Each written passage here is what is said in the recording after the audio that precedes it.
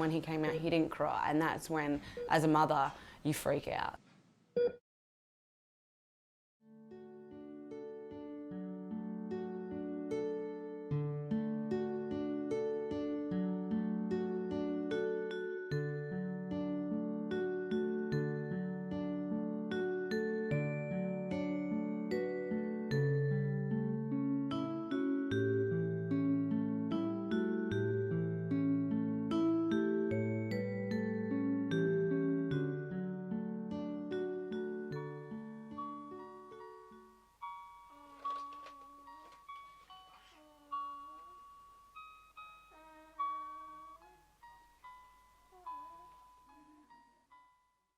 When Chase was born, he was born in an hour and a half.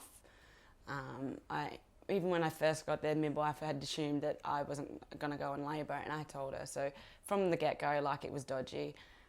When I went in there, I told her I needed to push, and she said, like, you got 3 hours. I turned around and I pushed. I said, I'm pushing. And then she realised that Chase was coming, and my waters weren't popped, and there was meconium through the womb. So they ended up, when they got him out, they suctioned him. And when he didn't cry, that's when I said, where's my baby? Pass me my baby. They gave me my baby, and I ended up looking at him. I told Marcus, my partner, I said, there's something wrong with him. I think I was severely heartbroken.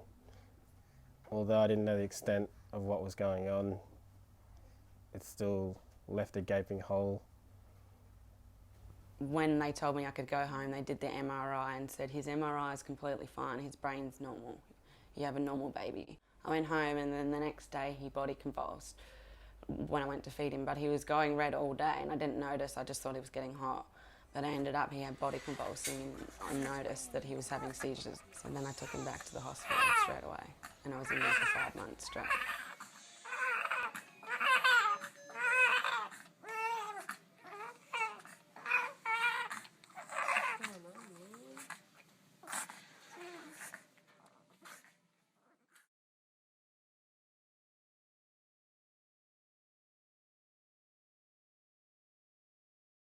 Chase will never walk, he will never talk.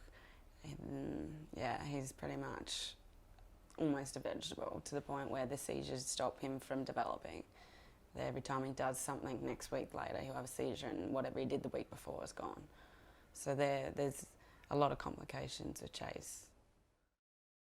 One of my favourite memories with him would be when he used to smile a lot. Before he had quite a large 20-minute seizure, which took most of his motor functions and abilities, I guess. He used to do some of the greatest smiles you've ever seen in a child, and that lit up a room, and that's what I loved.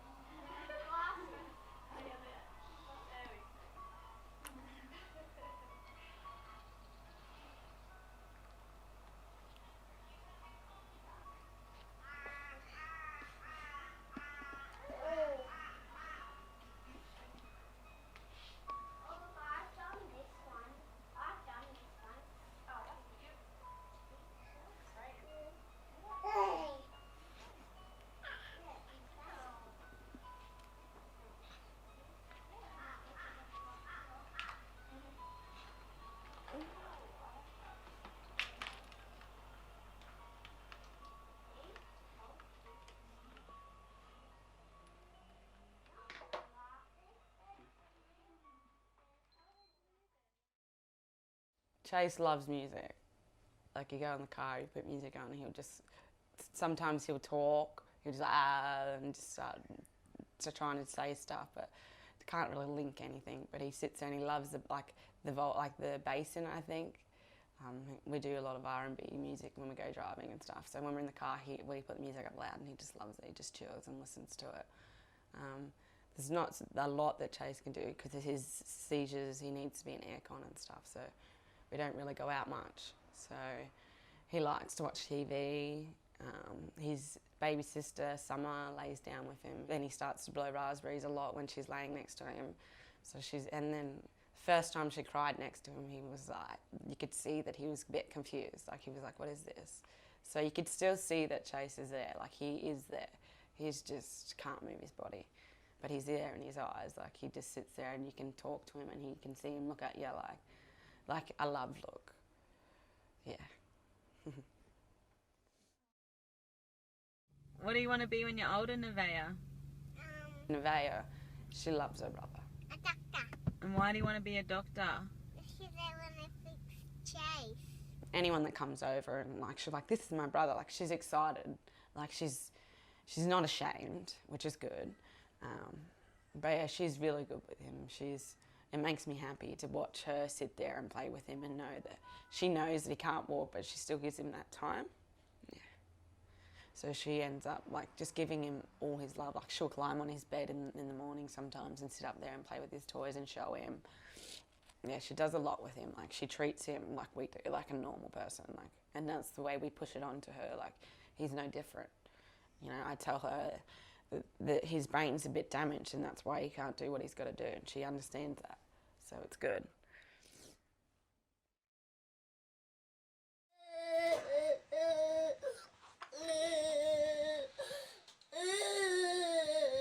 The worst seizure he has is a tonic-clonic. You could see the hurt in his eyes when he's screaming through them seizures. It's all right, Chasey. Relax, mate. We do what we think's right. We turn him to his side and then he'll vomit. You have to sit there for about 10 to 20 minutes after with him to settle him, and he's just until he falls asleep. But yeah, you just pretty much sit there and wait. You feel helpless, like you can't do anything. Yeah, and it's not only helpless, you feel like your son might pass and you can't do nothing. It's like, yeah, it's heartbreaking to watch. He had a bad chest infection probably a year and a half ago, and he went into hospital, and then they told me to plan a funeral for him. He went up to special care. He had seizures and they had to give him some seizure epileptic drug, and then they gave him that, which knocked him out. Like, it's like puts him in a mini coma. So he was asleep for 2 days straight, like didn't even twitch. So that chest infection built up on his chest even more. So that's when they said, we don't know if he can get through it because it's too big, so you might have to go home, plan a funeral and do all that stuff. So yeah, I've seen it at the worst, and he's pulled through, it doesn't surprise me. Like, I know my son, he's strong, and I even know that he doesn't have the muscle tone. I think he has the willpower to fight it.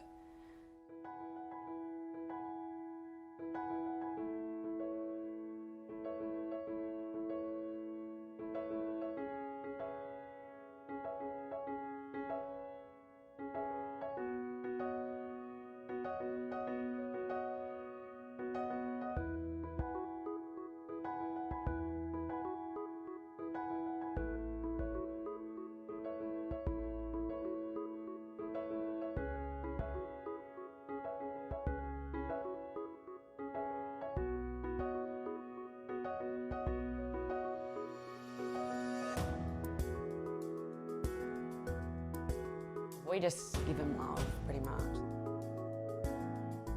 Yeah, I just smile every day and hope for the best.